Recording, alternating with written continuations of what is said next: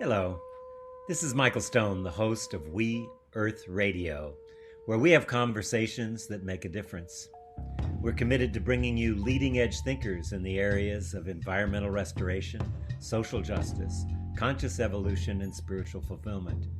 In our programs, we look for positive solutions to local and global issues that leave you touched, moved, and inspired to action. Our weekly guests include local and global experts and concerned citizens working together to heal the wounds that separate, alienate, and marginalize people. Welcome, everyone. Welcome to We Earth Radio. This is your host, Michael Stone. And if you ever wondered if the things you do or think matter, well, you're going to want to listen to this show. My guest today is Karen O'Brien. She's a professor of sociology and human geography at the University of Oslo. She's an internationally recognized expert on climate change and society, focusing on themes such as climate change impacts, vulnerability, adaptation, including how climate change interacts with globalization processes and the implications for human security.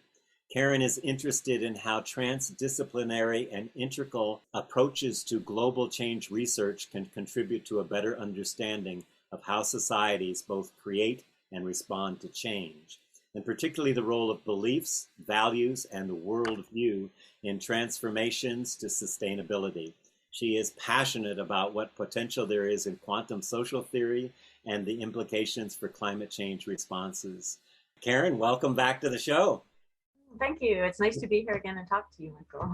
You probably noticed we have a new name, maybe in honor of you, We Earth Radio. It was Conversations when we were on the last time. So I love your new book. I'm so excited about it. I want everyone to read it. And I really like the title of the book. I sat with that title and I thought, you matter more than you think, because it struck me that reading your book, how important that word matter is in this case, that by our thoughts, our beliefs, our actions, that we can not only change the mental, physical, and seemingly solid world of our objective reality, that anything that we actually look at from a quantum perspective relates to matter and manifestation. So thank you for the great title and great book. Oh, you're welcome. Thanks. I think that dual meaning of matter as both substance and significance, I think it works really well in English. And I think it gets to the heart of the matter. Does it work in other languages as well? I don't think it does in so many, because significance is more, like meaningfulness.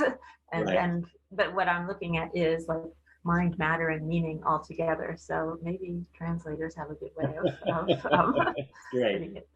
Well, let's just jump in and start about how can mattering translate into, this is a big question, large-scale systems change. You don't have to answer it all. That would take an hour. But just give us a idea how mattering translates into large-scale systems change.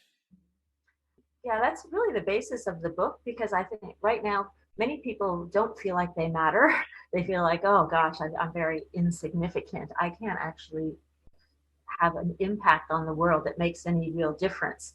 And what I'm trying to look at in this book is really an ongoing inquiry, is to think about how our mattering, both in terms of significance and substance, how we actually show up, how we create different structures and systems, how that has an impact at scale that is beyond what we actually think. We often think it's just like, this is what I do in my household or my community or my city or my country, but we don't actually see that we are actually changing relationships and shifting patterns, and that mattering actually ripples across, much non-locally in ways that we cannot see.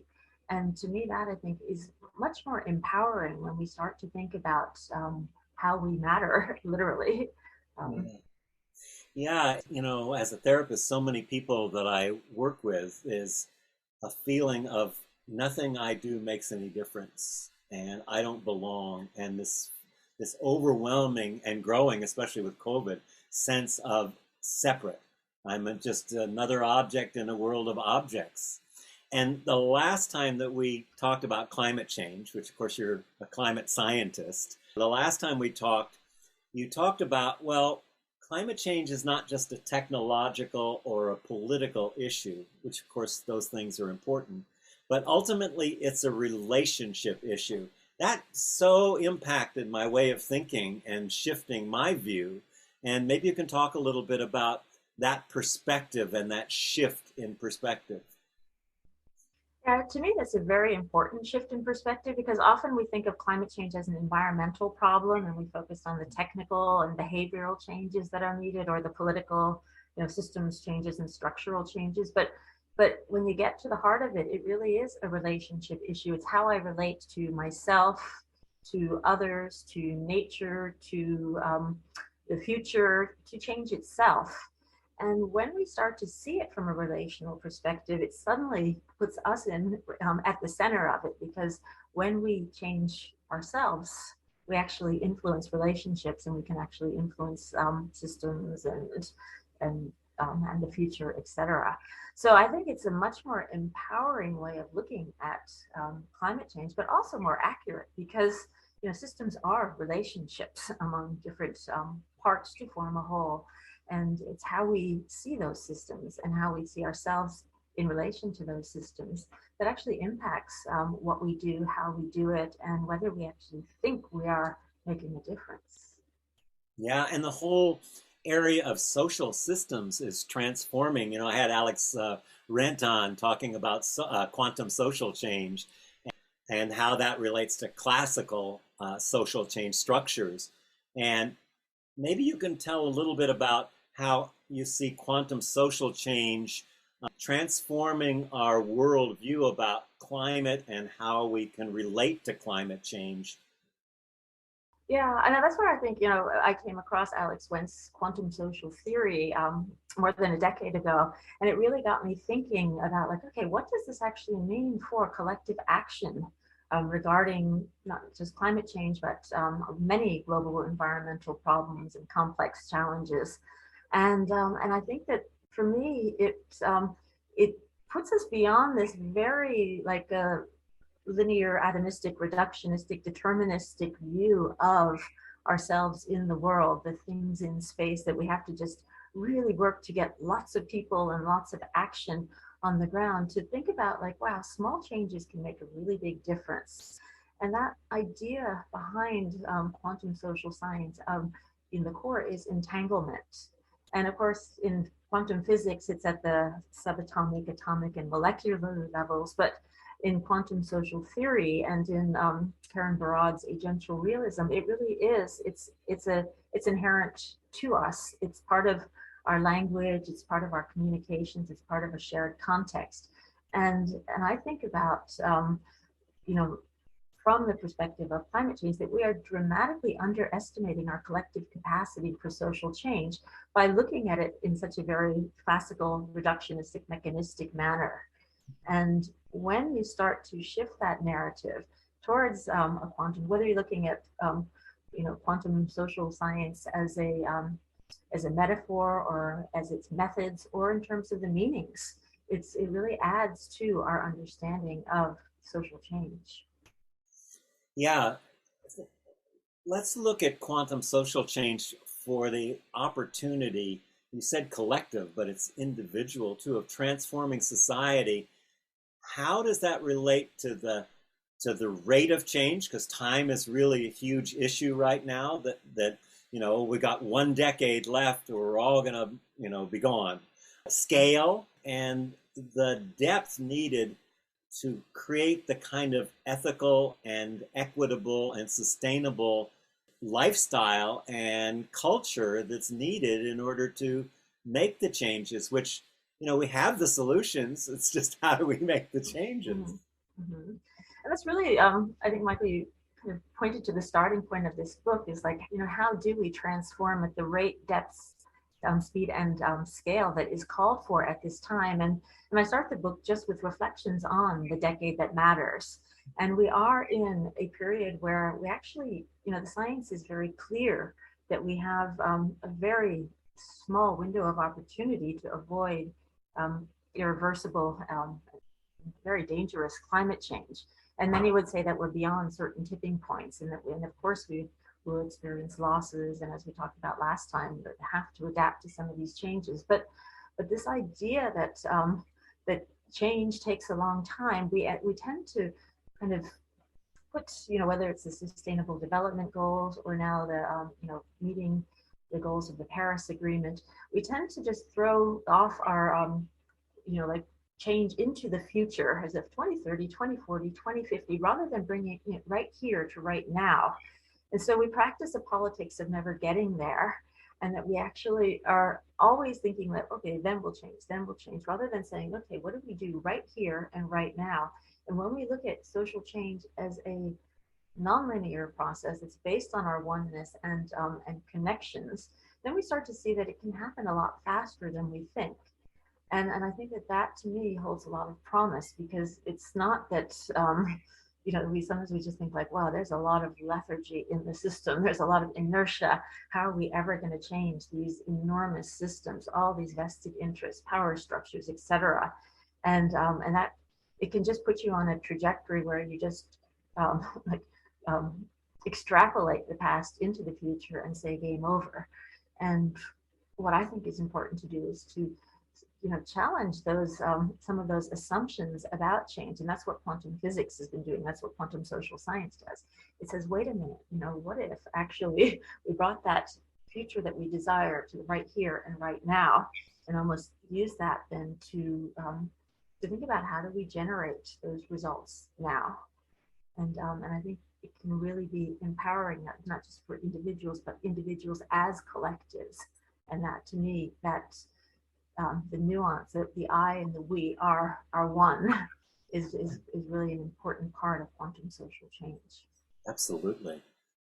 That feeling that I don't make a difference, and the idea that, well, postponing till some other better time doesn't take into account that everything we do is a choice, and every choice we make makes an impact. And in your book, you talk about individual change is collective change. And that's hard for people to get their mind to wrap around. But, from that lens, from that picture, then the potential for change in systems at a global scale takes on a completely different opportunity and possibility. Mm-hmm.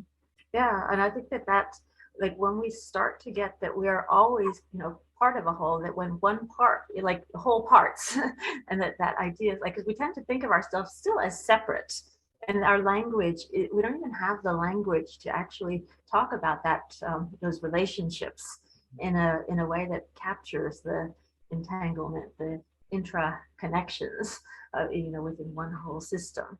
That's the basis of the Newtonian Cartesian. We're objects in a world of objects. We're separate, Mm-hmm. and our language is separate, and our way of interacting in the world is separate.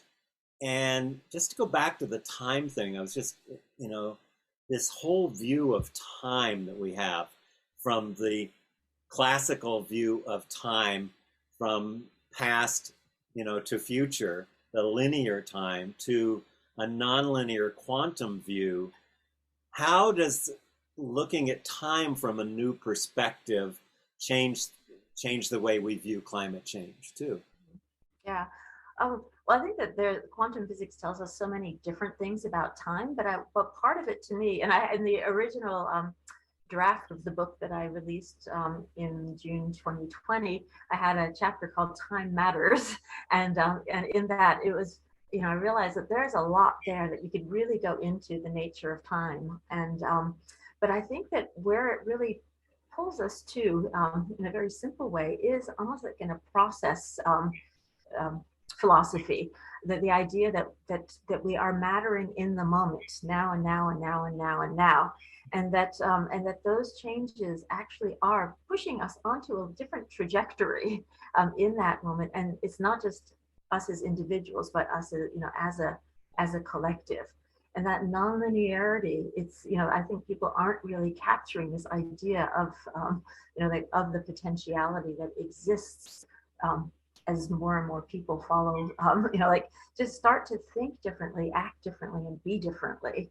And the idea of like I guess it's just like how things spread, not in a very, not in this classical, I'm going to influence you, but just through, these, by the nature of shared values and shared ideas and shared meaning making. I think that it's that the whole concept of potentiality has a lot in it.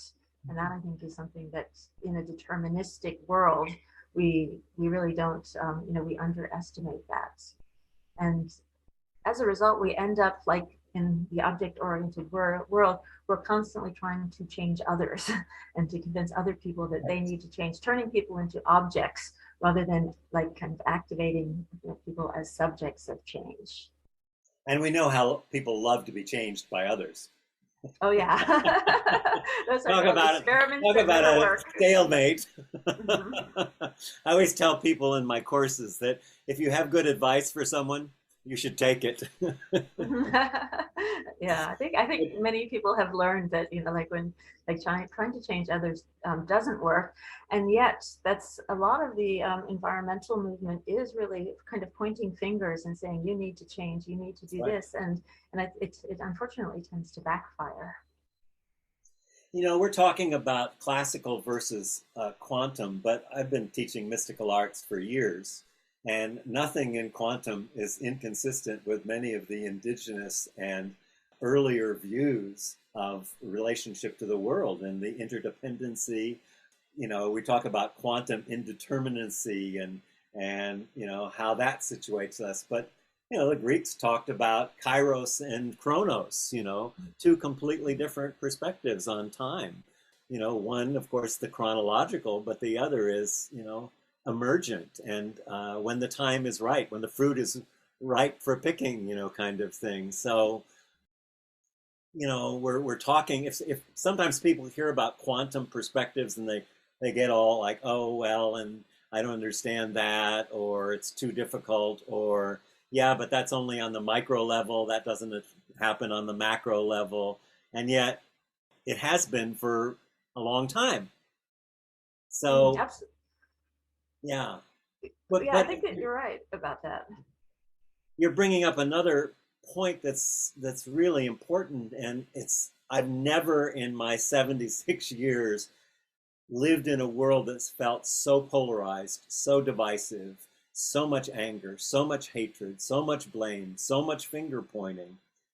How can quantum social change help to bring us together in common unity or community? Mhm. I like that common unity or community is really a nice way to look at it.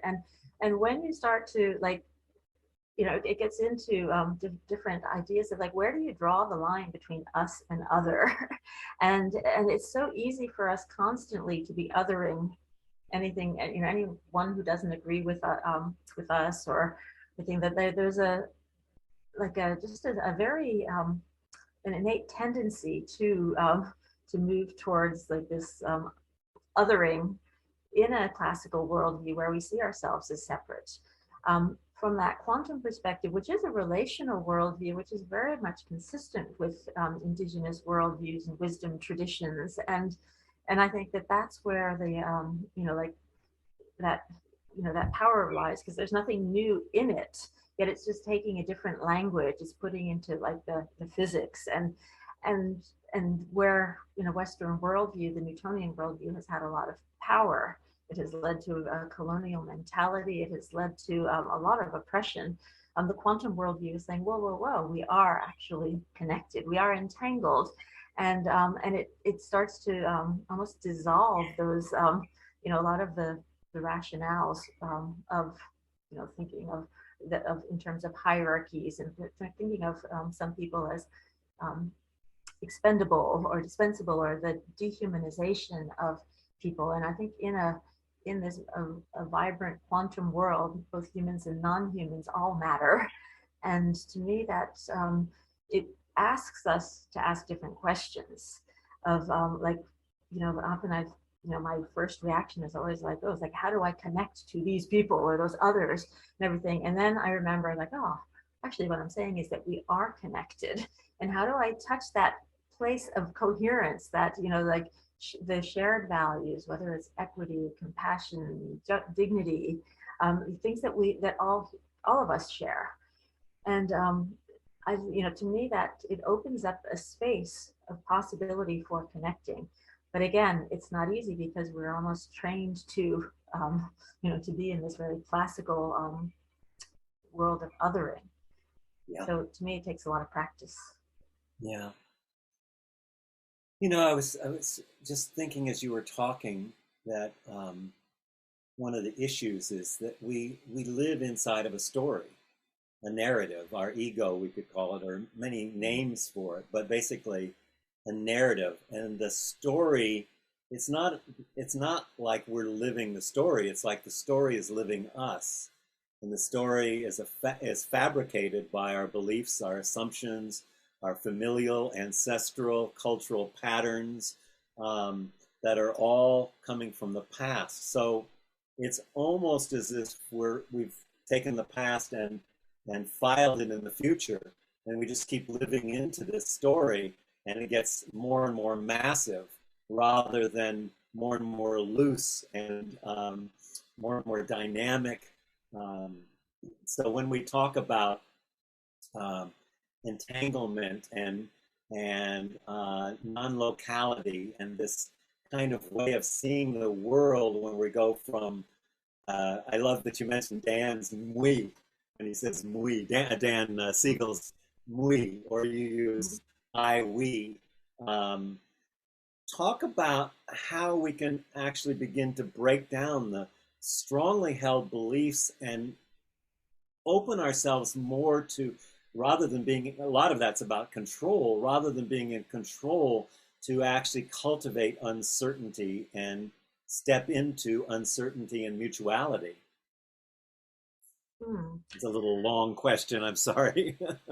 Yeah, I think that like one of the starting points really is to just be aware of how powerful our beliefs are, whether we're saying I don't believe in climate change or I don't believe that I matter, and looking at our beliefs rather than through our beliefs gives us the potential to actually like explore them from different aspects and think, okay, how true is that really? And that's we can take a step back and start to see that we are living a story and the story is living us, and that and to just disrupt that story for a moment and say, again, what if I told a different story about myself, about us, about climate change, etc.? What would that be? And if we actually wrote different stories about the future, and I mean that not just writing a story physically, but in our heads as we're moving through our days, then what type of how does that open up different spaces and different possibilities for things to emerge? And to me, going back to your question about time, if we're actually acting in the now with that sense of awareness and attention, we come from a more generative space than a like a space that is just kind of recreating and perpetuating an earlier story. And looking at what we need to do, certainly there's a lot of momentum in those old stories, and a lot of it feels very real. But how do we switch and step outside of that and switch trajectories? And to me, as a culture, we need to do that with climate change, because we've told ourselves lots of stories about energy pricing, different types of interventions. And it's very easy to just skip social change and just jump to technical solutions, geoengineering the atmosphere, or just giving up and saying, we're, game over. And that's very dangerous, I think. And it also is not looking at that um, the world of uncertainty and potentiality that quantum social science is describing. Yeah, yeah, absolutely. So this idea of matter, of course, is one of the key things. The idea, and of course, every chapter you talk about a different thing that matters, but matter itself. You were talking in the book about new materialism and how that shifts our view of matter as being emergent rather than future, in the future. And of course, that would also go along with the quantum view of until it's observed, it's either a point or a wave. And then when we observe it, it changes us. Well, that's a huge you know, when you really get that, it's like, wow, I there's a word, abracadabra. Remember abracadabra when you were a Mhm. kid? Abracadabra, you're a rabbit or something. Well, Mhm. you know the genesis of that is No. Aramaic, and it's arakadabra, and it means I create as I speak. Wow. Isn't that And beautiful? that's beautiful. And I think that that also links to then, like, in in like physics, it's the collapse of the wave function into a deterministic, like into a particle. But in if you think of language as entangled, the field of potentiality collapses through our speech acts and it's like our words are actually creating our stories, and our stories are creating that material world. So it's very yeah, very relevant to abracadabra. like that we are actually like manifesting, and I think that that's where we underestimate the potential for radical social change. I don't know if you ever read John Searle's work on speech acts, you know, the five basic speech acts, but I'm just thinking of them now of how limited those five are, how you can't get into any kind of implicate order, as Bohm would talk about, or any kind of potentiality inside of the limits of the speech acts, you know, a request, a promise, assertion, declaration. I forgot what the other one. You know, there's like five basic speech acts there, but they're like containers, you know, Mm. that bind us in a way. So how do we then think out of the beliefs and the paradigms? We didn't talk about paradigms yet. How paradigms shape the definition of the world, and language is the is the meat of a paradigm. Hmm. You know? And I think that that's the starting point really then is to get out of those like those little boxes or containers that we're put into, is to ask questions.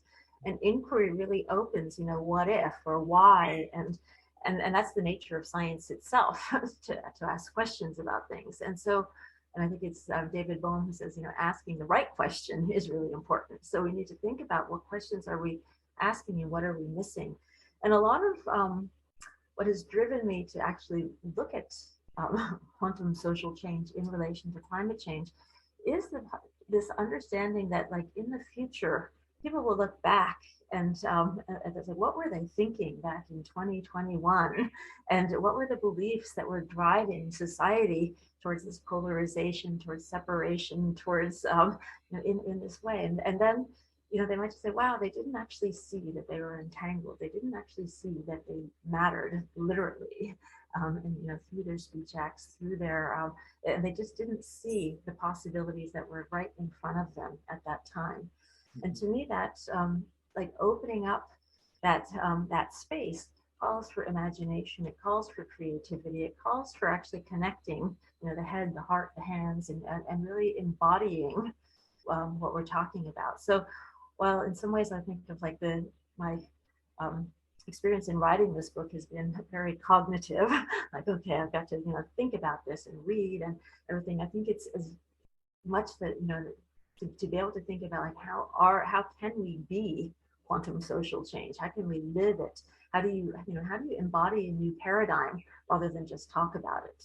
And Mhm. that to me is a really important challenge for all of us who are working on issues that seem really overwhelming right now. Yeah. I want to go back to questions because I love that Bohm saying you have to ask the right question. I am more would defer to Rilke of asking the question that can't be answered, or not trying to find the answer to the question, but to leave it open so that it's actually emergent and creative rather than closing. Because when you say ask a question, my mind, and I think most people's minds go, yeah, and what's the answer going to be? Mhm. But what if we actually were more living into the question and had a question and purposely brought not knowing to the question even when we think we know the answer. Mm. Bring that uncertainty in, cultivate the uncertainty. Yeah, I actually think that that's what David Bohm meant. It's like asking the right question. It's I'm like sure, keeping it I open. suspect it is. Yeah, keeping it open, keeping it rather than a yes, no, no type of thing, but just to be like to keep following those threads and really, to me, and that's why like an inquiry is never just done. It actually opens up the next questions, the next questions, and the next questions, and so it's really like okay, you can say like okay, this chapter is done. This is or whatever, but it opens up a whole new, pages and chapters and creates a different story. So yeah, I think the whole idea, but the idea of maybe like keeping the questions coming rather than just solidifying, thought going, just saying, okay, the answer is here. I think that could be quite dangerous to Yeah. just shut down into this is it. There's, I can't remember the name of the group, but they have a way of sitting and asking a question over and over again. Like, who are you? And you answer, who are you? Who are you? And they go on for hours that way. And at some point, it kind of takes the mind and goes like that. Something happens, and you get to, I don't know, where the power is in that ability to go, I have no idea, Mm. and that's not a bad thing. That's a good thing. Mm-hmm. Yeah. What is the quantum Bayesism? No, that's not the word. Cubism or quantum Bayesianism. Bayesianism. Bayesianism. I had trouble saying that. Yeah. So talk about that as an example of being able to continually update the question and the way we view a problem. Mm-hmm. Yeah, quantum Bayesianism or cubism is an interpretation of quantum physics that is very much about that there's nothing weird about quantum physics. It's really like the collapse of the wave function really comes about as a like it's about our beliefs and what we're betting on in terms of the future, like in Bayesian statistics. It's like what is it that is most probable until we have more information, and then we change those bets. And so and to me it's really relevant because it's showing that the importance of constantly updating our beliefs and keeping an open mind, but also how powerful our individual and collective beliefs are in actually mattering in creating a reality that matters. And so cubism puts the scientists or puts people back into the equation, and it leads to something called participatory realism. In other words, we are participating in this universe, and it's very much linked to John Archibald Wheeler's ideas. He was a quantum physicist that had an enormous impact on the field. And I think that cubism is really an important alternative interpretation from the Copenhagen school and other interpretations of multiple worlds interpretation, etc. Just to show us that our beliefs about the nature of reality, our beliefs about the future actually are important and they matter. And that's where the minute we start to say that, oh, we will never bend the curves on greenhouse gases, or we can't avoid this or that, then we actually we limit what we look at, and we start to simply adapt to changes rather than thinking creatively about like, well, what are the alternatives? And I'm not saying here that adaptation is not necessary, and I'm not saying here that we're not going to experience losses, because we really are at a point where there is dangerous climate change for many people, groups, species, and we're so nearing tipping points with the melting of ice sheets and things. So it's not to say, but it's to recognize that we can do better, and that how our bets on the future are actually playing a part of this, and to question those and say like yeah, how do we actually generate change? Yeah. I think we've said it, but it's something that probably should repeat at least 3 or 4 times in this interview. The idea of outcomes are dependent on the observer, that there's no objective reality. That's hard for people to get, that there's no objective reality. And I was thinking about the difference between when we're looking at an issue or a problem, or something that's a big threat to us, that when we recognize the observer in there, we shift from reacting to a problem to responding to a problem.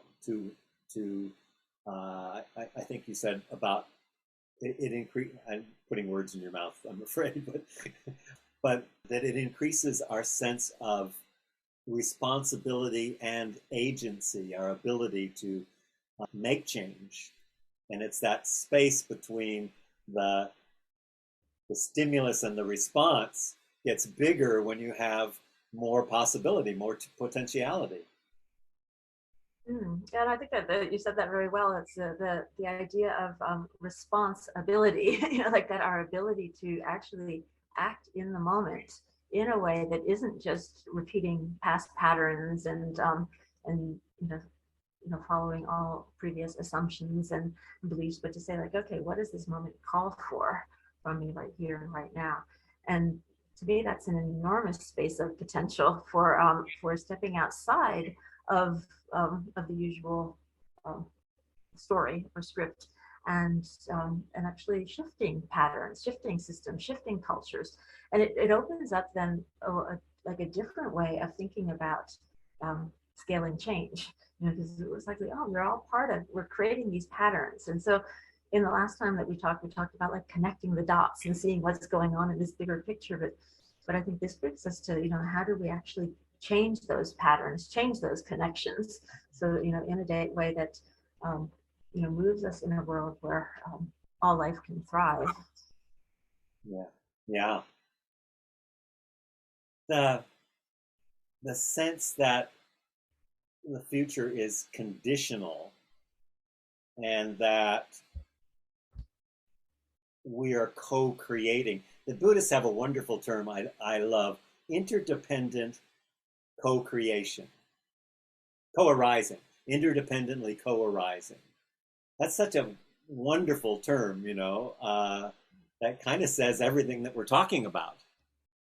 But talk about that co-creation and how we might be able to come together and support each other in transcending our strongly held beliefs, ideas, assumptions that are dictating the answers and the actions that we're taking.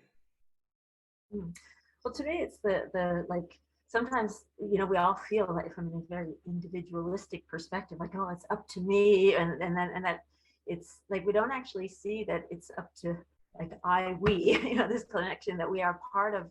It's neither the it's not just the collective out there, and it's not just the individuals, but there's that interdependence, the co-arising of it is really where the action is at.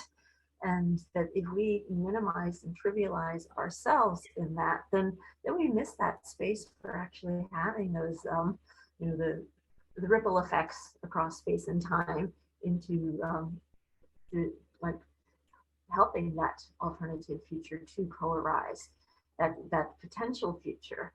And for me, like looking at like the climate scenarios over the years that the climate modelers were pointing to, that okay, there are certain scenarios that would limit warming to below 2 degrees Celsius, or that would be less dangerous, and then there's ones that are just way out of what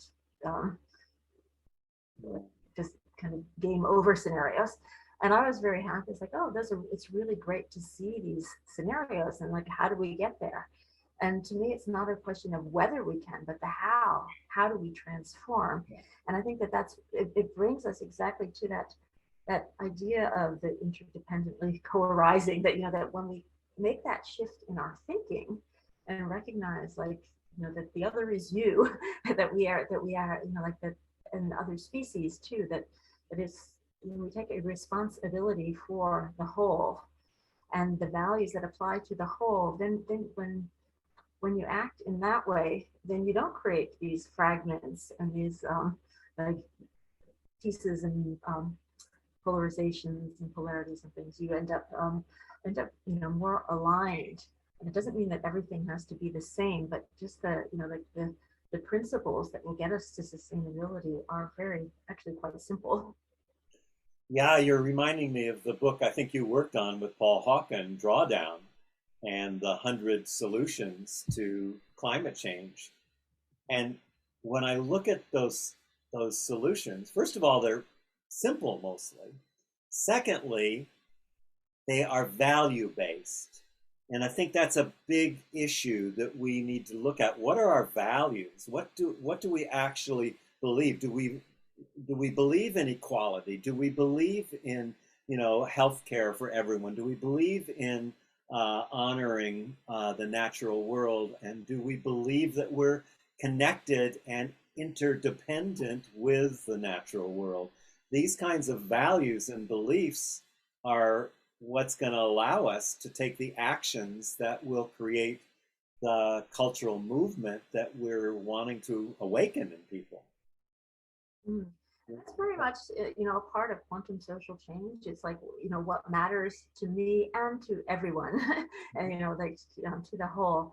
And the values, what Dr. Monica Sharma, who has influenced my work a lot, looking at radical transformational leadership, she calls them universal values. They're innate to all of us. You cannot say that equity doesn't apply to these or those or them, whatever. And so when you work from values that apply to the whole, then it gives you like a grounding in that space of coherence.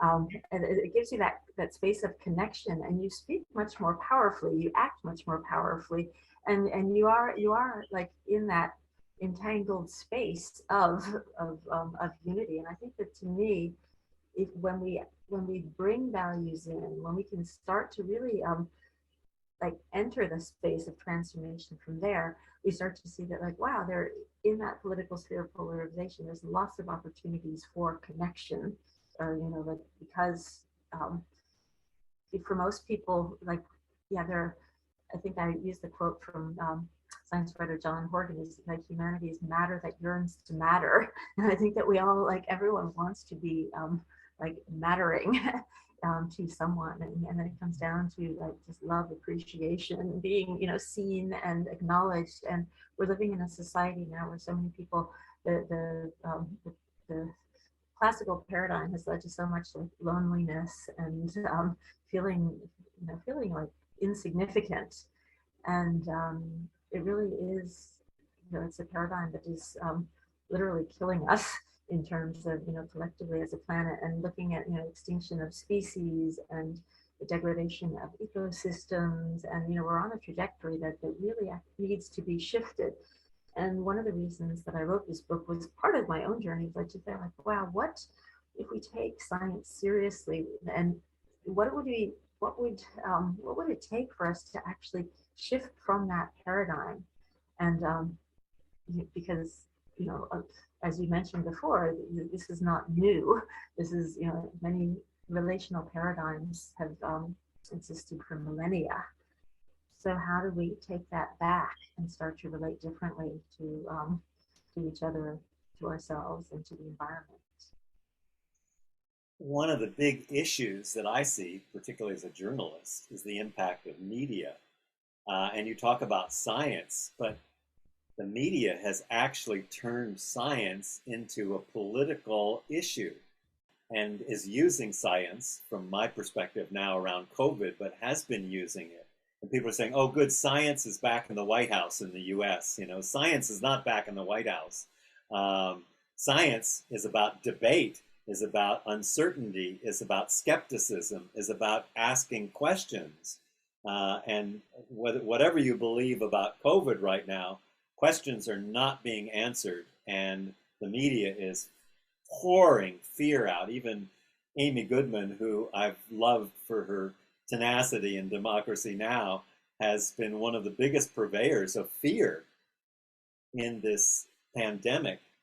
And they're using science to justify things that are, I mean, there are many other places that that can happen. For instance, um, the belief in a technological solution is going to save us, that all of a sudden we'll come up with the right thing in technology and it's going to save us all. So again, we're postponing. So I brought two issues together in there, so I'll stop there before I get on a rant. Mhm. Your Yeah. thoughts? Yeah, well, I think that, like science is inquiry. Science is looking at, like what are the patterns? What do we know about this? And that's where, it's been very interesting to be working on climate science for the last 3 decades and looking at like what do we know? What are we, what are we thinking? And also what are we missing? What's missing from our models, from our picture, and also, like what are we yeah, where are we on the mark and where are we off the mark? And with climate change, I think many people didn't actually foresee the rapidity for which that we would have these felt experiences of extreme events and yeah, climate change is it seems to be occurring at a much faster rate than because of feedbacks, because of things that were not included in the models, but the models haven't really included humans as social beings, as the deeper human dimensions either. They have pretty much excluded the beliefs, values, and worldviews of people and how they change.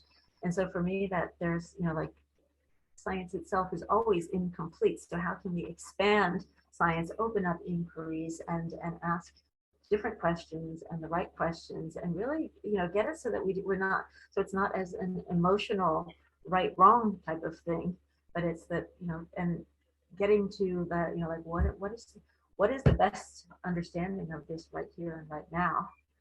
And I think it Yeah. takes for me this like that that we should be always asking these questions. And I think for you gave the example of like technology to the rescue. There's a lot of assumptions behind that idea that technology is going to save us from climate change, whether through adaptation or reduction of greenhouse gas emissions. And to me, just looking at the science as a social phenomena that it's about how do we actually understand reality, and as physicist Carlo Rovelli writes, reality is not what it seems. And so then it's like, well, how do we take that and really get to this idea that social reality may not be what it seems either. And it's almost like opening it can take you really like into a swirl of like wonder of going like, what are we doing, what's going on, and what can we do better. And to me, that's the like, and I think that happens for a lot of people working um, on global environmental change. There's very much being driven not just by science for itself, but for a really an understanding of how do we actually create a planet that is equitable and sustainable and thrivable. That's a good question. Mhm. And one of the Yeah. issues, I love that you had Christina Bethel do the uh, preface, or she did the preface to Mhm. your book, because I want to bring up trauma, because it is, we're swimming in a sea of trauma, individual, collective, familial, ancestral. All of that plays a huge part, and this is why I work as a trauma therapist, that's to me, when I first heard really Thomas years ago say, we're swimming in a sea of I was starting to get really depressed, because I've been an active climate activist for a long time. I was starting to get really depressed and thinking, we're screwed, And then when Thomas said we're swimming in a just that sentence, I went, oh my God, that is the linchpin. If we could handle that, we could reconnect people, because the first thing, all of the issues that come up in trauma, separation, number one. When you've got frozen past, you create separation. Our relationship to time, our relationship to connecting, all of these issues that we've talked about, all of them are impacted by this sea of incomplete trauma, including the cultural traumas like slavery and dropping bombs on atomic bombs on people and genocide and colonialism, all of these huge things that are there, and we're all impacted, and it's like a wet blanket over people. Even people who said, "Oh, I didn't have any trauma." No, you live in a a field of trauma. So the antidote to that is community. The antidote to that is going back to where most of our trauma, the majority of it, as she said in the preface, is adaptive. It's early, childhood trauma where you didn't get seen, felt, heard, or you got hurt, even worse, or damaged at that time, and you suppressed a part of your essence. So to get to the value base that's needed to do this, we're going to have to look at trauma and the impact of it. Your thoughts? Yeah, no, I think you're absolutely right, and it's such an important part that hasn't until recently been talked about. And I think Thomas Hübel's work on collective trauma is really important too, because it's not just about the individual; it's the I, we, what we share in terms of our shared contexts and experiences in the past. And to me, it's been it is that, like, if we really want to be able to respond fully to the challenges ahead of us, we're going to have to be operating at full force, from a space of where we are, where we don't have the frozen parts, where we're not keeping things down. And to me, it is really about healing. And I think when we talk about like healing the planet, we have to heal ourselves, and it is the same thing. And what we're collectively traumatizing ourselves, almost like on purpose now with climate change. We are the ones that are contributing to the risk and to the vulnerability and to very unequal outcomes and things. So we're perpetuating the same patterns that have created trauma and conditioned traumatic experiences for a long, long time. And going back to what can we do about it right here and now, and that is the disrupting those patterns. And so there's the healing element to it, and it's like opening up that space of potentiality where we are we're not our traumas, but we have to actually look at them. Well, Karen O'Brien, there's so much more to talk about that we need to get into. We're going to have to do another show to do an addendum to this, because there's a lot more, but I think it would be nice if you could talk about some of the practices, the practical everyday things that people could do to shift their thinking from an I, me world to an I, we world, and to an us world.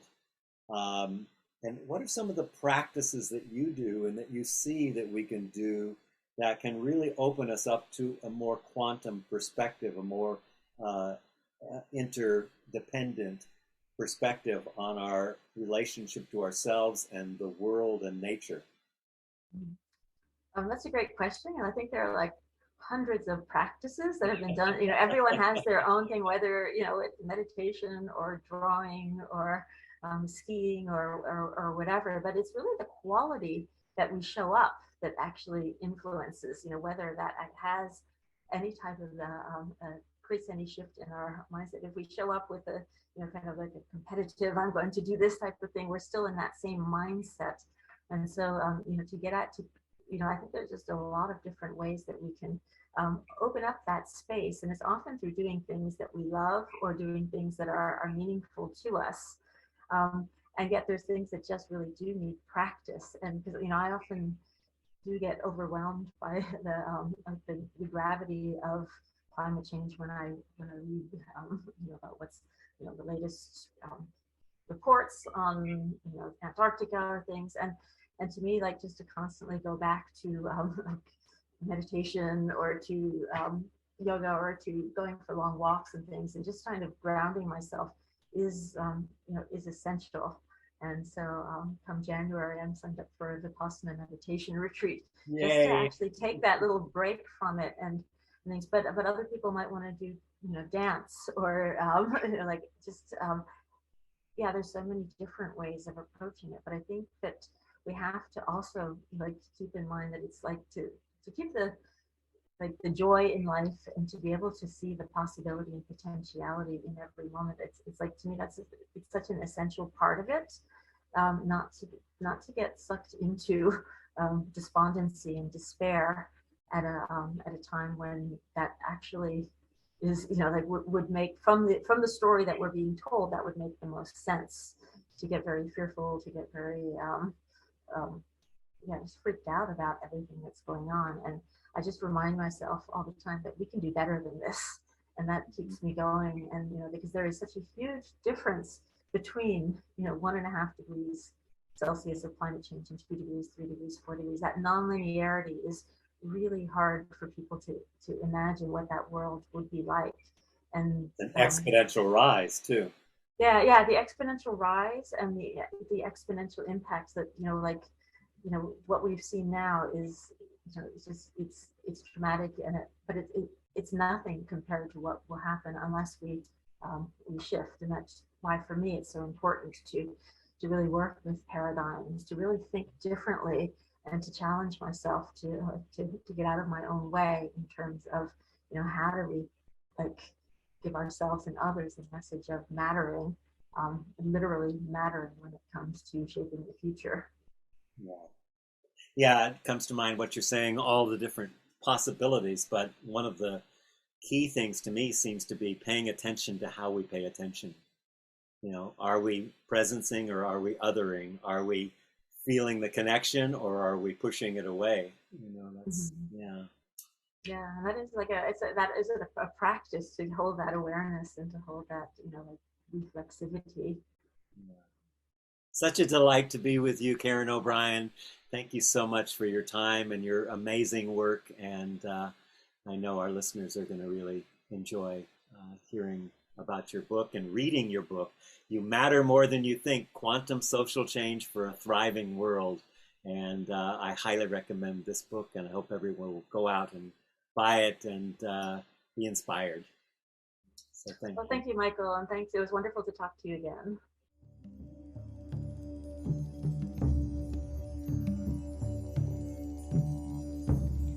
We Earth Radio is an independently produced program supported by listeners like you.